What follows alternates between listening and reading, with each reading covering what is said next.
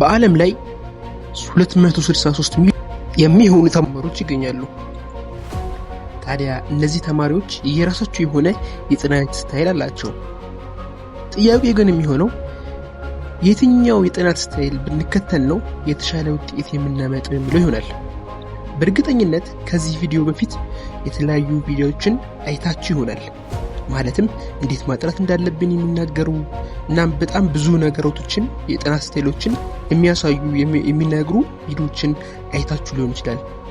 እናም እኚህ ቪዲዮዎች ኮንፊዥን ፈጥሮባችሁ ይሆናል። በእርግጠኝነት ከዚህ ቪዲዮ በኋላ ያ የተፈጥሮባችሁ የነበረው ኮንፊዥን እንደሚቀረፍ ጥርጥር የለውም። ለዚህ ቻናል አዲስ ከሆናችሁ ቪዲዮውን ሰብስክራይብ በማለት እንድትጀምሩ እንዲሁም ቪዲዮ ከተመቻችሁ በመጨረሻ ላይ ላይክ እንድታደርጉልን እንደምን አላችሁ። በዚህ ቪዲዮ 6ቱ መጠቀም ያለብን ስታይሎች የትኛው ስታይል ለየትኛው ዝግጅት መሆን እንዳለበት እናወራለን፣ ዲስከስ እናደርጋለን። አንደኛው ስታይል የሚሆነው እንግዲህ ፓሲቭ ስተዲንግ ነው። ጀነራሊ ይሄ ፓሲቭ ስተዲንግ በምንመለከትበት ጊዜ ጀስት መጽሐፎች ሊሆኑ ይችላሉ። መጽሐፍ ስንል ትልቅ ጋይዶች ሊሆኑ ይችላሉ፣ ሪፈረንሶች ሊሆኑ ይችላሉ። ለጀነራል ኢንፎርሜሽን ፐርፐዝ የምንጠቀመው አይነት ነው። which means skimming reading በአብዛኛው የምንጠቀመው ይሄ ፓሲቭ ስተዲንግ በምንጠቀምበት ጊዜ ዋናው ኦን ታርጌታችን እንግዲህ የሚሆነው እንዳልኳችሁ መጀመሪያ ነው ለጀነራል ኢንፎርሜሽን እስከሆነ ድረስ ለጀነራል ኢንፎርሜሽን ሊሆን ይችላሉ። ጀስት ጀነራል ይሁን አይዲያ ለማግኘት ሊሆን ይችላል። በተጨማሪም ደግሞ ለሪፈረንስ እንጠቀመዋለን። ስፔሻሊ ፒፒቲ ስናዘጋጅ ሊሆን ይችላል ኦር something የሆነ ኮንፊዥን የፈጠረብን ነገርን ያን ነገር ክሊሪፋይ ለማድረግ የምንጠቀመው ስተዲንግ አይነት ፓሲቭ ስተዲንግ ይባላል። ሁለተኛው የሚሆነው ውድ ተመልካቾቻችን ሲስተማቲክ ኖት ቴኪንግ ነው። ይሄን ሲስተም በአብዛኛው የምንጠቀመው ለኤግዛም እና ለኩዊዝ ነው። ማለትም ከምናነባቸው ሪፈረንሶች ኦር ጋይድላይኖች ኦሪጂናል የሆነውን ኦሪጂናል ስንል ኤግዛም ላይ ሊመጣ ይችላሉ ብለን የምናስባቸው ወይም ሜጀር ኮንሰፕት የሆነውን ሲስተማቲካል ኖት ቴክ ማድረግ ነው። ሲስተማቲካል ኖት ቴኪንግ ኢትስ ኖት ለመጻፍ ብቻ ሳይሆን ኖርማሊ ክላስን ውስጥ ሊሆን ይችላል። መምህሩ ወይም ሌክቸሩ በሚሰጠን ጊዜ ያንን ሌክቸር ኦር ያን መምህሩ ከሚያወራው ነገር ሲስተማቲካሊ ኤግዛም ላይ ሊመጣ ይሆናል ኦር ሜጀር ኮንሰፕቱን ዲስክራይብ አደርጋለ ብለን የምናስበው ነገር ሲስተማቲካል ኖት ቴኪንግ የምናደርግበት ወይ ነው። ይሄ ስፔሻሊ ለሁለት ነው ጥቅሙ እንዳልኳችሁ፣ አንደኛው ለኤግዛም ነው። ለኤግዛም በጣም ያዘጋጁ። ሁለተኛው ደግሞ ለኩዊዝ። ሶስተኛ ላይ ደርሰናል። እንግዲህ ሶስተኛው ሜተድ ምንድነው? ብለር ሜተድ ነው። ብለር ሜተድ የራሱን የሆኑ ጥቅሞች አሉት። ስፔሻሊ ለሾርት አንሰር እና ለኩዊዝ በዋነኝነት እንጠቀምበታለን ማለት ነው። ይሄን ብለር ሜተድ በምንጠቀምበት ጊዜ መጀመሪያ እቃው የምናነበት ማቴሪያል የኛ ሊሆን ይገባል። ለምን መሰላችሁ? በደንብ አስተውላችሁ እንደሆነ ፍሬሽማን ሞጁሎች ላይ ከስር በጣም የተጻፈባቸው የተቸከቸከባቸው እናያለንና ኢቭን ኢፍ ለማንበብ አይጋብዙም፣ ምቾት አይሰጡም። ቢኮዝ መጀመሪያ የሚያነብበት ሰው ለራሱ ብለርድ አድርጎ ተጠቅሞታልና ስፔሻሊ ይሄ ብለርድ ሜተድ ስንጠቀም በራሳችን ማቴሪያል አለም ደግሞ ፒፒቲ የተጠቀመን እንደሆነ ደግሞ ፒፒቲውን ብለርድ ማድረግ እንችላለን። ከለርድ ማድረግ ማለት ነው። ስፔሻሊ ሆኖን ኦር ሜጀር የሆነ ኮንሰፕት ከለርድ ማድረግ ያ ብለርድ ሜተድ እንላለን ማለት ነው። ይህ ሜተድ ፐርሰናሊ ሬኮመንድ አላደርገውም።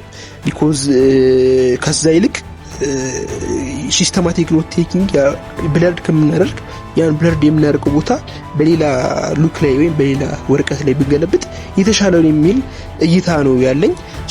በዛ መልኩ ብንጠቀም የተሻለ ይሆናል። አራተኛው ደግሞ የሚሆነው ፕራክቲካል ኤክሰርሳይዝ ነው። ፕራክቲካል ኤክሰርሳይዝ በዋነኝነት ሪኮል እንድናደርግ ያነበብነው ነገር ራሳችን እንድንፈትሽ ይጠቅመናል። ስፔሻሊ ሃይ ስኩል ላይ ኦር ፕሪፕ ላይ በደንብ ኤክስትሪም አንባቢ ከሆናችሁ በደንብ ይሄን ነገር አንደርስታንድ ታድርጉታላችሁ ብዬ አስባለሁ። ኤክስትሪም መጽሐፍ አብዛኛው ተወዳጅ ያደረገው ወይም ከሰዎች ዘንድ የተሻለ ደረጃ ወይም ተመራጭ ያደረገው ይሄ ፕራክቲካል ኤክሰርሳይዝ የሚለው ሜተዱ ነው።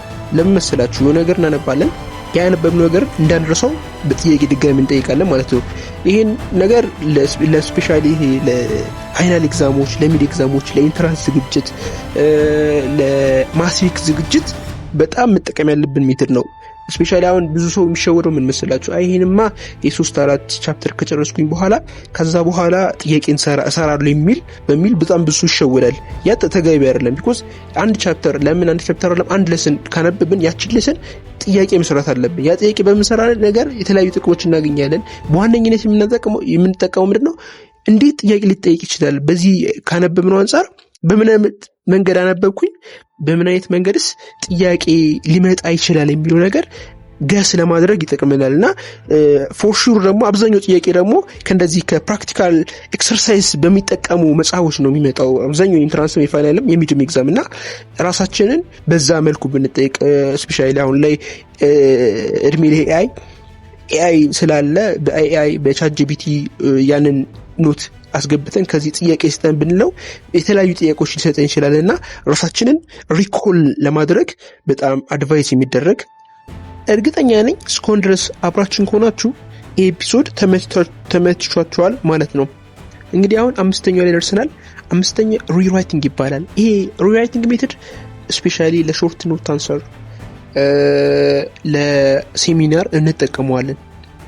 ምንድነው መሰላችሁ ኖርማሊ አንድ ኮንሰፕት እንሸመድራለን። ያን የሸመደርነው ኮንሰፕት በሌላ በአዲስ ወረቀት መጀመሪያ ላይ ምንም አይነት ከምንጠቀመው ማቴሪያል ሳናይ ሪራይት ማድረግ ድጋሚ መጻፍ ማለት ነው። ይሄ ሜተድ በጣም ብዙ አድቫይዝ የሚደረግ ሜተድ ነው። ብዙ ጊዜ እኔም በግል ሪከመንድ የማደርጋችሁ ሜተድ ነው። ለምን መሰላችሁ?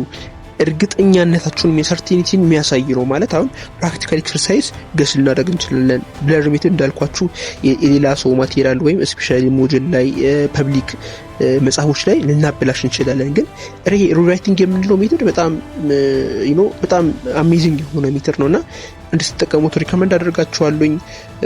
ይሄንን ሜተድ ተጠቀሙት። ሌላኛው ቶኪንግ ሎድ ነው። ይሄ የመጨረሻው እና 6ኛው ቶኪንግ ሎድ መሰላችሁ ስፔሻሊ ጥቅሙ ለፕሬዘንቴሽን ነው ኦር ዘሽንሽት ለሴሚናር ይጠቅማል። ይሄኛው ምንድነው ኖርማሊ ያመነበብነው ኮንሰፕት የቅድም ሪራይቲንግ ነበር ያደረግነው። ይሄኛው ደግሞ ቶኪንግ ሎድ ጀስት ለኦብጀክቶች ሊሆን ይችላሉ፣ ለጓደኛችን ሊሆን ይችላል፣ ኦር ዶርም ውስጥ ከሆነ ለብቻችን ሊሆን ይችላል፣ ቤት ውስጥ ከሆነ ለቲቪ ሪሞት ይዘን ላይክ ማይክሮፎን እንደያዝን ነገር የምንጠቀመው ሜተድ ነው። ቶክ ሎድ አድርገን ድምጻችን ከፍ አድርገን የያዝነው ኮንሰፕት የያዝነው ነገር ለሰው እንደምናስረዳው ነገር የምንጠቀምበት ነው። አልበርት አንስታይን አንድ የሚለው ትልቅ አባባል አለ።